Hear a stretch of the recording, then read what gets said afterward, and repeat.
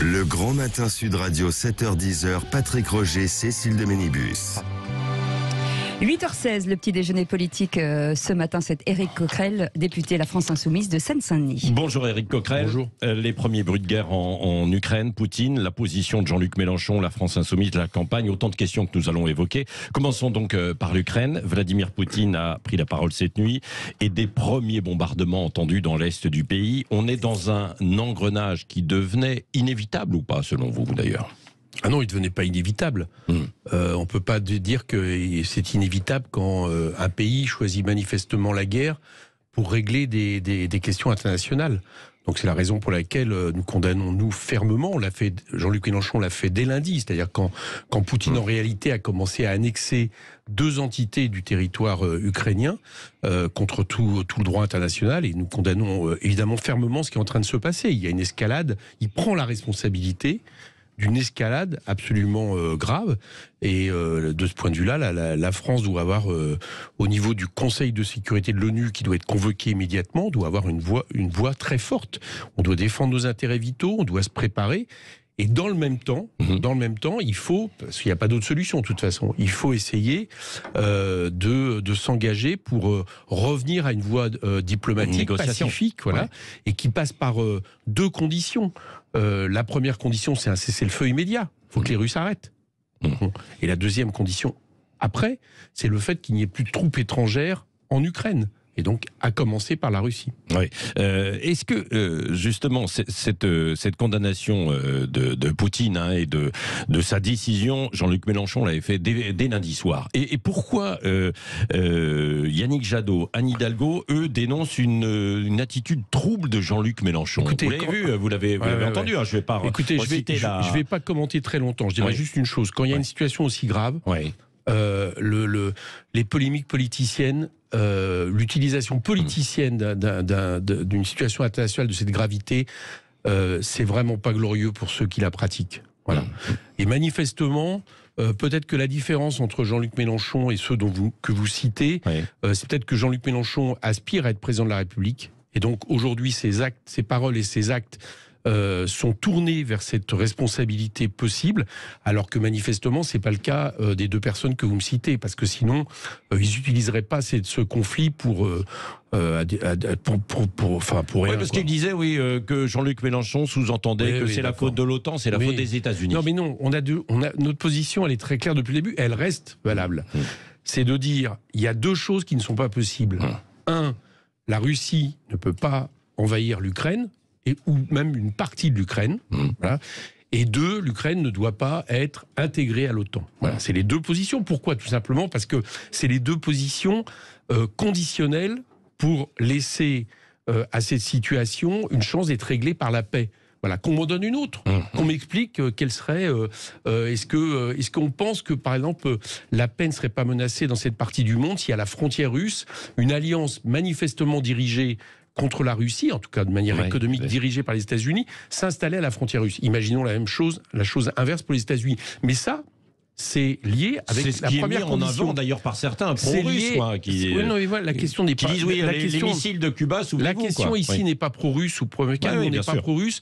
Et l'idéologie, y compris le régime de M. Poutine, le moins qu'on puisse dire, est très éloigné de vous. Je vous rappelle que ça n'a plus rien à voir, même de manière dégénérée, avec un État socialiste, le moins qu'on puisse dire, du capitalisme pur et dur. Bon, donc notre question, elle n'est pas là. Elle est comment la France défend ses intérêts et agit pour la paix.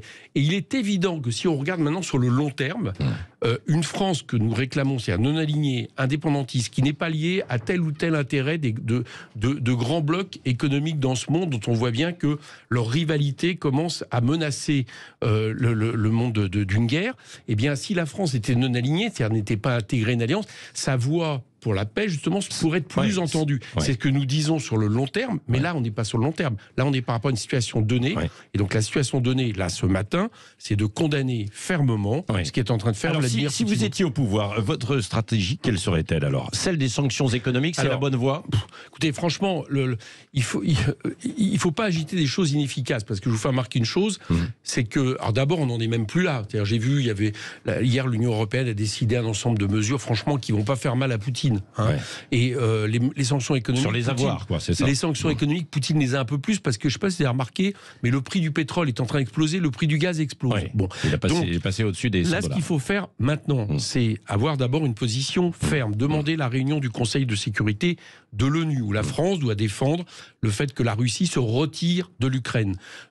Ensuite, il faut demander la réunion de l'Organisation de sécurité et de coopération en Europe, qui a un intérêt, c'est que les Russes et les Américains sont dans cette organisation pour qu'on arrive à un règlement pacifique de la question, avec l'objectif que nous disons, on la redonne, c'est pas de troupes russes et pas d'annexion, pas de remise en question des frontières de l'Ukraine, pour la simple raison que sinon c'est l'escalade, et c'est ce qui est en train de se passer. Et effectivement, pas de troupes étrangères en Ukraine, ce qui suppose que l'Ukraine n'intègre pas l'OTAN. Voilà, à notre avis, c'est les deux caps qui peuvent permettre de revenir à une situation pacifique. Mais là, ce matin, force est de constater qu'aujourd'hui, la Russie a choisi la guerre comme règlement de cette situation. Et donc, on est dans une situation où l'escalade est possible. Nous, on doit faire en sorte que... Comme ça avait été le cas en Crimée, il y a une petite dizaine d'années maintenant. Je pense que la question de la Crimée est différente de la question de l'Ukraine. C'était un territoire aussi, oui, non, mais c'est vrai. Mais tout faire pour pas que l'escalade, parce que l'escalade, si on met deux doigts pour continuer cette escalade qu'a entrepris M. Poutine, on ne sait pas jusqu'où ça peut aller. Et est-ce que ce conflit, Éric Coquerel, peut aussi avoir des conséquences sur le déroulement de la présidentielle en France ? En tout cas, ça a des conséquences, puisque ça installe ce sujet comme un sujet premier. Oui, bien sûr, sinon nous n'en aurions pas parlé ce matin. Exactement, donc de toute façon, ça a des conséquences, c'est évident. Et j'espère d'ailleurs qu'on va pouvoir débattre, vous parliez de polémique tout à l'heure, d'attaques qui ont du marigot politique plutôt que de l'intérêt géostratégique d'autres pays. J'espère justement qu'on va pouvoir parler de fond sur cette question. Nous, on a une position. On la défend, voilà. Sortie de l'OTAN, politique indépendantiste, non alignée, une France au service de la paix. Oui, je dis aussi, en fait, conséquence même sur le déroulement des débats. Emmanuel Macron, ça ne nous a pas échappé, à la tête de l'Union européenne. Est-ce qu'il va pouvoir mener campagne, sachant qu'il sera pris par ce conflit? Si ça se poursuit, ça ne va pas s'arrêter du jour au lendemain. Non, mais c'est toute la difficulté. C'est pour ça qu'on estimait, avant cette campagne, qu'il aurait peut-être été de bon ton, ça s'est déjà passé par le passé, qu'il recule cette présidence de la France à l'après-élection, ne serait-ce que pour que le président français ait plus de légitimité issue du suffrage universel. Bon, c'est pas fait, on va pas en discuter. Moi, vous savez, dans une situation comme ça, même si j'estime... là, on voit bien qu'Emmanuel Macron nous a donné l'idée de l'image de quelqu'un qui allait régler la situation avec une force de communication. On voit bien que c'est pas le cas du tout, pour les raisons que je pense qui sont des raisons structurelles et qui ne sont pas seulement celles d'Emmanuel Macron, parce que la situation d'une France alignée de manière trop forte derrière les États-Unis... Ça remonte à Sarkozy, un minimum. Bon. Donc c'est pas seulement Emmanuel Macron, mais il a continué dans cette voie. Mais là, dans un moment comme ça, vous me permettrez de ne pas avoir envie, en premier lieu, là aussi, de polémiquer par rapport à la situation française. Non, mais parce que ce que je dis, est-ce qu'il pourra y avoir des débats? Est-ce que Emmanuel Macron pourra parler de sa campagne, des dossiers de fond, sachant qu'il sera mobilisé? Il faudra bien. Je veux dire, bon, déjà, on peut peut-être espérer quand même que, à un moment donné, s'il y a une voix forte de la France et d'autres pays, on peut espérer quand même qu'il n'y ait pas d'escalade. En tout cas, c'est ce que j'espère. Alors, venons-en aussi à la campagne. Un mot quand même aussi de votre actualité. Vous en êtes où des parrainages là ce matin? Écoutez, ça avance, mais c'est toujours une affaire sérieuse. Voilà, là, depuis quelques temps, on a des arrivées de parrainage depuis quelques jours qui nous laissent penser que on va y arriver, mais ça reste une affaire sérieuse. Il reste même plus de 2 semaines, donc on doit surtout pas lâcher. Vous allez pouvoir boucler les choses, y compris avec le soutien de macronistes et puis de républicains aussi, quoi. Nous, on est. Vous appréciez ces gestes? Oui, on est très satisfait que des gens pensent que la démocratie est suffisamment importante pour que un candidat de gauche le mieux placé aujourd'hui, le seul capable d'aller au 2e tour, ait ses parrainages. Mais là, aujourd'hui, les arrivées viennent la même chose avec Le Pen, Zemmour aussi, quoi. Écoutez, il y a eu des appels. En tout cas, moi, je pense une chose. Non, mais quoi qu'on pense des candidats, on a dénoncé le système du parrainage. On pense par les élus, on pense qu'il faut un parrainage citoyen.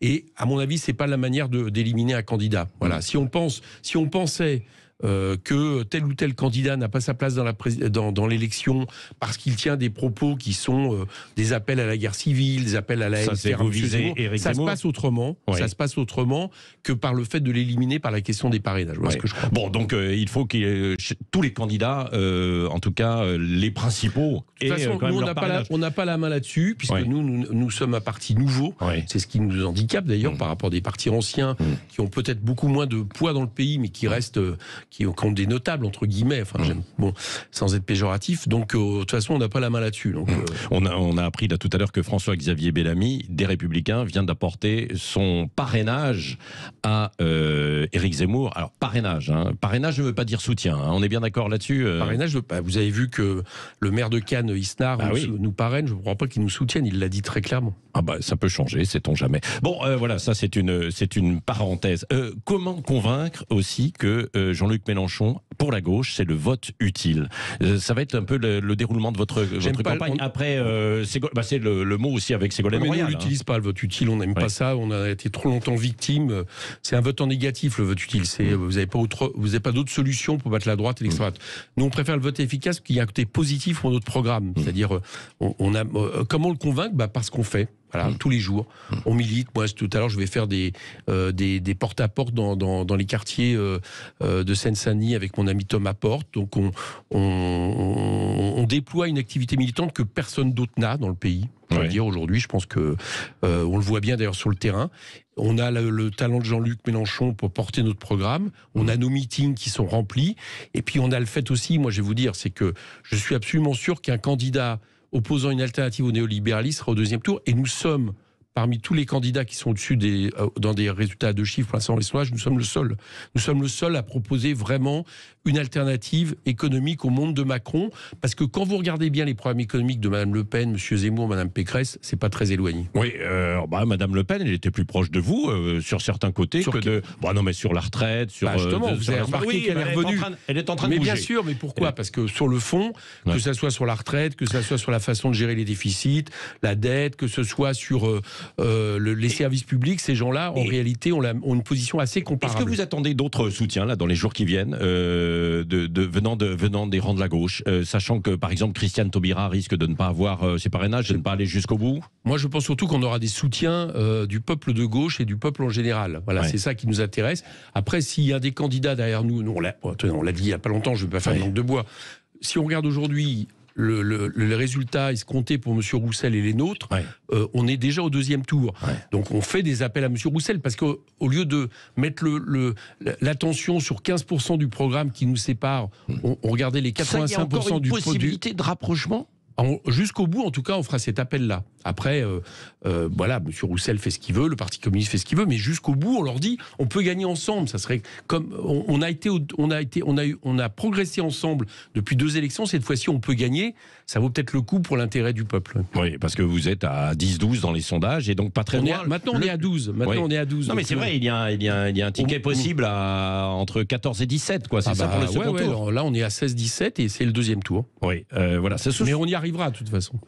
Bon, écoutez, on va suivre. On va y arriver parce que c'est nous qui avons la plus grande réserve de voix par rapport aux 4 candidats qui sont devant nous, notamment dans les catégories populaires et les jeunes, où on sait que s'ils vont voter, ils vont beaucoup voter Jean-Luc Mélenchon. S'ils vont voter, c'est toute la question, c'est d'aller chercher les abstentionnistes. Jusqu'au 4 mars, il faut que les gens s'inscrivent. C'est le message que je leur passe ce matin. Inscrivez-vous, parce que ailleurs, ceux qui ont des intérêts à ce que la politique de M. Macron continue, eux, ils sont inscrits et ils vont voter. Est-ce que vous dénoncez le fait qu'il n'y ait pas non plus de messages très forts sur cette campagne civique dans les différents médias pour s'inscrire sur les listes électorales? Ah bah oui, je le regrette. Et manifestement, ça veut dire une chose, c'est que M. Macron compte bien que les électeurs qui ne partagent pas sa politique n'aillent pas voter. C'est à mon avis ça qui est sur la table. Oui, ce soir, il y a le dîner du CRIF. Jean-Luc Mélenchon n'a pas été invité, comme Éric Zemmour et Marine Le Pen, car selon le président du CRIF, je reprends ses propos, les représentants des partis extrêmes ne sont pas là, n'ont pas le droit d'être là. Qu'est-ce que vous lui répondez?